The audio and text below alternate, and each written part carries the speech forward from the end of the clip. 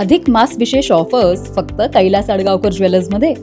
15 मे ते 15 जून दरम्यान चांदीच्या मजुरीवर 50% सूट आणि सोन्याच्या मजुरीवर 30% सूट. आजच भेट द्या कैलास अडगावकर ज्वेलर्स, दत्त मंदिर बस स्टॉप, नाशिक रोड.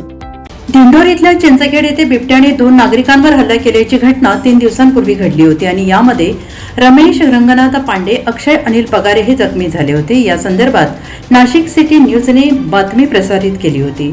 सदरील बातमीची दखल घेत दिंडोरीचे आमदार अन्न व औषध प्रशासन मंत्री नरहरी झिरवाळ यांनी गुरुवार दिनांक 18 जून चिंचखेड येथे जखमींची भेट घेऊन विचारणा केली. तसेच उपचारासाठी तात्काळ आर्थिक मदत देखील केली आहे. शासनाकडून देखील जखमींना मदत मिळवून देणार असल्याचे आश्वासन यावेळी आमदार झिरवाळ यांनी दिलं आहे. जखमींवर योग्य उपचार मिळवून देणं आणि बिबट्याच्या वाढत्या त्रासापासून नागरिकांच्या सुरक्षिततेसाठी उपाययोजना करणं यावर आमदारांनी भर दिला आहे. मंत्री झिरवाळ यांनी वन विभागाच्या अधिकाऱ्यांना बिबट्याला जेरबंद करण्यासाठीच्या सूचना दिल्या आहेत. यावेळी सुशांत पाटील, वन परिक्षेत्र अधिकारी दिंडोरी, ज्ञानेश्वर वाघ, वन परिमंडळ अधिकारी वणी, वनरक्षक ज्योती झिरवाळ, श्रावण कांबळे, योगिता गवळी, वनमजूर परसराम भोये, जयराम शिरसाट उपस्थित होते.